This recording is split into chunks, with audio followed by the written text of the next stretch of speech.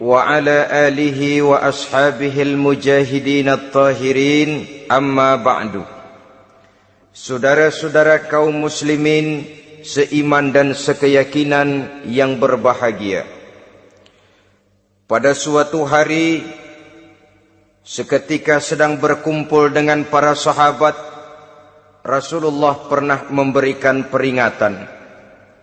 Beliau bersabda, "Yushiku an tada'a alaikumul umamu kama tada'al akalatu ala qas'atiha."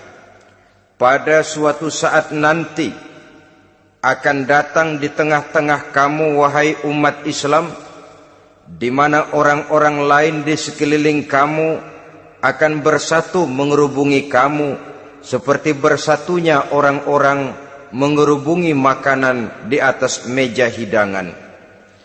Akan datang satu saat nanti di mana kondisimu dikepung sedemikian rupa, yang barat mau menerkam, yang timur mau menghantam, yang selatan mau menginjak-injak, yang utara pun akan menjelajah.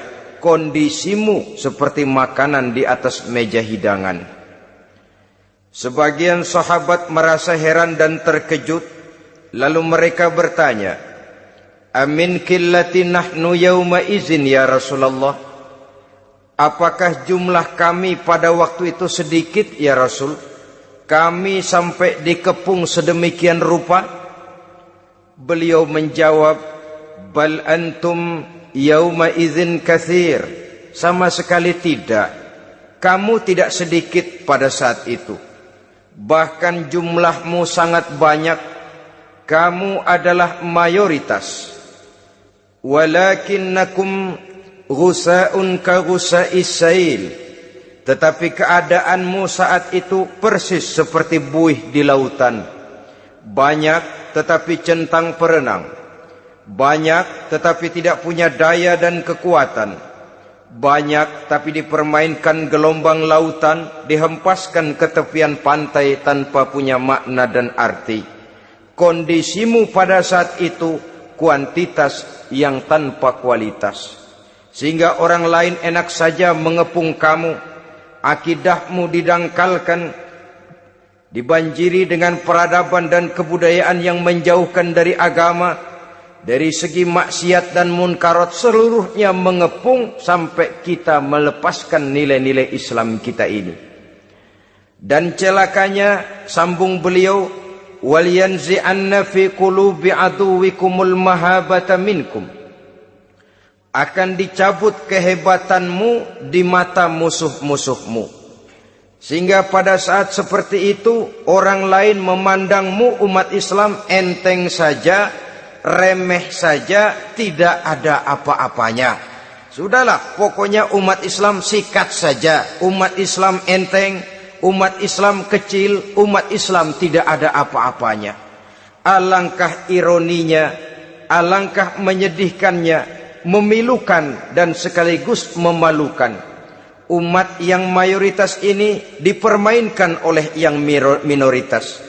Umat yang jumlahnya terbesar, terbanyak, bahkan konon menurut catatan sampai 90%, tapi dipermainkan oleh mereka kelompok-kelompok kecil ini. Walyakzifanna fi qulubikumul wahn. Pada saat itu di hatimu dicampakkanlah penyakit wahan. Sahabat kemudian bertanya, "Wa mal wahnu ya Rasulullah?" Apakah penyakit wahan itu ya Rasul? Beliau menjawab, "Hubbud dunya wa karahiyatul maut." Penyakit wahan itu tidak lain hubbud dunya wa karahiyatul maut. Terlalu cinta kepada dunia dan terlalu takut kepada mati. Materialistis dan takut resiko. Dua penyakit inilah yang menyebabkan walaupun umat ini mayoritas, tapi dipermainkan oleh yang minoritas. Walaupun dia golongan terbesar, tapi nasibnya seperti makanan di atas meja makan.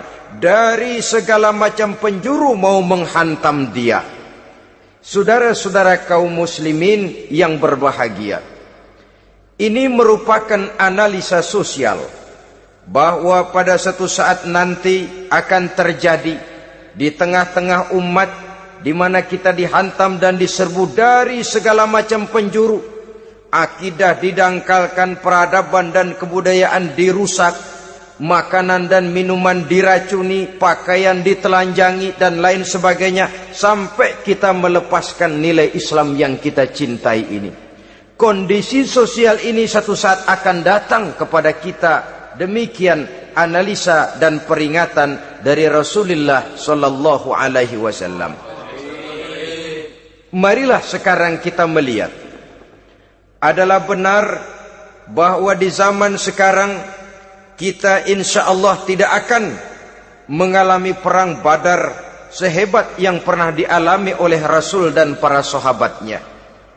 Tetapi sesungguhnya perang yang kita hadapi di zaman sekarang ini tidak kalah hebatnya dengan perang Badar, tidak kurang dahsyatnya dengan perang Uhud, tidak kurang ngerinya dari perang Khandaq. Hanya saja yang kita hadapi sekarang ini bukan ujung pedang, bukan ujung tombak, bukan ujung panah. Yang kita hadapi sekarang ini adalah perang akidah, perang ideologi, perang mempertahankan keyakinan. Yang kalau kita kalah sekarang, kita memang masih beragama. Tetapi anak kita, cucu kita, generasi yang akan hidup 5, 10, 20, 30 tahun yang akan datang, wallahu a'lam bissawab. Islam, saudara-saudaraku, tidak mungkin hilang dari dunia. Tetapi tidak mustahil Islam gulung tikar dari desa kita. Tidak mustahil Islam gulung tikar dari kampung dan kota kita, jikalau kita tidak menjaganya, jikalau kita tidak memeliharanya, bahkan jikalau kita tidak mewariskannya kepada anak-anak kita, generasi yang akan datang. Marilah kita mengingat sejenak bagaimana Islam di Spanyol yang pernah jaya, pernah mewarnai daratan Eropa, dan yang sekarang hanya sekedar tinggal ceritanya saja. Ini pernah diperingatkan oleh Rasul dalam satu hadis, sayati ala ummati zamanun la yabqal Islam illa ismun wala minal Quran illa rasmun. Akan datang satu masa di tengah umatku di mana pada masa itu Islam ada tapi hanya tinggal sekedar namanya saja, dan Quran pun ada tapi cuma sekedar tinggal tulisannya saja. Apabila kita tidak mewariskan ini kepada generasi yang akan datang, maka serbuan-serbuan dari berbagai macam penjuru dari hari ke hari semakin kita rasakan kehebatannya. Tidak mustahil sejarah Spanyol akan terjadi di desa kita, akan terjadi di kampung kita, akan terjadi di kota kita. Orang Spanyol, kalau mereka cerita kepada anaknya, mereka akan cerita, nak, di sini dulu ada masjid. Kapan, Pak? Dulu bener dah. Banyak orang Islam kalau hari Jumat pada sembahyang, kapan itu, Pak? Dulu sekali. Sekarang cuma sekedar tinggal ceritanya saja. Bukankah sesuatu yang sangat tidak mustahil apabila kita tidak menjaga dan mewariskan Islam ini kepada generasi yang akan datang, maka serbuan-serbuan akan membawakan hasil yang diinginkan oleh para penyerbu itu tadi. Kita sudah menjadi umat yang mayoritas, tetapi umat yang mayoritas ini menurut Rasul dikepung sedemikian rupa, akidahnya didangkalkan, peradaban dan kebudayaannya ditekan sedemikian rupa, kehidupan sosialnya dibuat individualis, kemudian dari segi pergaulan, pakaian, makanan, minuman dan sebagainya diracuni, sampai dia tidak lagi berpegang teguh kepada agamanya. Dan dikala itu hilang kehebatan umat ini di mata musuh-musuhnya. Orang lain memandang kita ringan saja, enteng saja, satu umat yang sudah kehilangan wibawa. Padahal konon kabarnya kita mayoritas, tapi enak saja dikutak-kutik orang lain. Dan dikala itu di hati kita merajalela penyakit.